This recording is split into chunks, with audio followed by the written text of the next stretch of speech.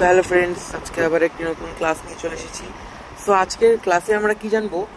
মানুষের পৌষ্টিক তন্ত্র ব্যাপারে জানবো। সো মানুষের পৌষ্টিক তন্ত্র কিন্তু দুভাগে ভাগ করা যায়, একটা হলো পৌষ্টিক নালী এবং আরেকটা হলো পৌষ্টিক গ্রন্থি। সো পৌষ্টিক নালীর মধ্যে কি কি থাকে? পৌষ্টিক নালীর মধ্যে থাকে মুখ, গলবিল, গ্রাসনালী, পাকস্থলী, ক্ষুদ্রান্ত্র, বৃহদান্ত্র, মলাশয় এবং পায়ুছিদ্র। অ্যান্ড মানুষের পৌষ্টিক গ্রন্থির যেটা রয়েছে, সেই পৌষ্টিক গ্রন্থির মধ্যে থাকে লালা গ্রন্থি, যকৃৎ, অগ্নাশয়, পাক গ্রন্থি এবং আন্ত্রিক গ্রন্থি। তো এখানে দেখো, আমরা প্রথমে জেনে নিই। এখানে দেখো, এটা মুখ ছিদ্র, অর্থাৎ যেটা দিয়ে আমরা খাবার খাই। ঠিক আছে, এখানে এই জায়গাটাতে একটি লালা গ্রন্থি রয়েছে, সেটাকে আমরা প্যারোটিড গ্রন্থি বলি।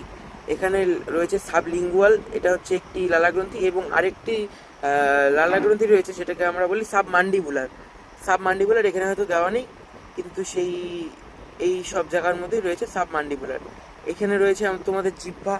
এখানে জিহ্বা রয়েছে, যেটার মধ্যে আমরা আমরা স্বাদ অনুভব করতে পারি, যার পশ্চাৎভাগে মিষ্টি, অগ্রভাগে মিষ্টি, পশ্চাৎভাগে তিক্ত, এবং অর্থাৎ অগ্রভাগে মানে বুঝতে পারছো তো, একদম সামনের দিকটাতে, এবং পশ্চাৎভাগে মানে পিছনের দিকটাতে আমরা তিতা অর্থাৎ তেতো স্বাদ অনুভব করতে পারি। এবং দুপাশে অর্থাৎ জিহ্বার দুপাশে যে রয়েছে, সেটা আমরা অম্ল বা লবণাক্ত স্বাদ অনুভব করতে পারি।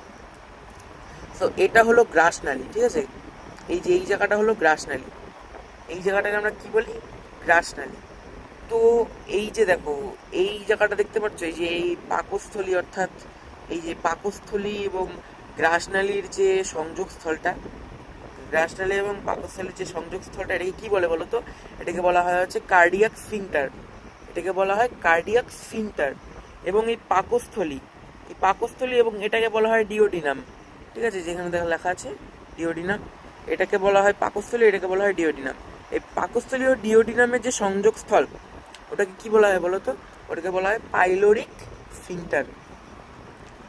এবং আমাদের এই পাকস্থলীতে যদি কোনো সময় খাদ্য না থাকে, অর্থাৎ খাবার না থাকে, সেখানে HCl নামে হাইড্রোক্লোরিক অ্যাসিড থাকে, কিন্তু পাকস্থলীতে যদি খাবার না থাকে, তবে কি হয় বলো তো?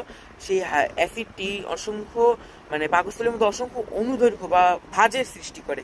এই ভাঁজের ফলে আমাদের একটি অসুবিধা হয়, সেই অসুবিধাটা অর্থাৎ একটি রোগ টাইপের, সেটা নাম হলো গ্যাস্ট্রিক রুগাই।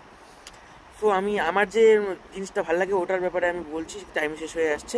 আমার প্রিয় জিনিস ক্ষুদ্রান্ত্র এবং বৃহদান্ত্র। এই জায়গাটা যে রয়েছে, এটাকে বলা হয় বৃহদান্ত্র, এবং এই জায়গাটা, এটাকে বলা হয় ক্ষুদ্রান্ত্র। ক্ষুদ্রান্ত্রের আবার ভাগ রয়েছে অ্যাসেন্ডিং কোলন, সিকাম, এইসব। আবার বৃহদান্ত্রেরও ভাগ রয়েছে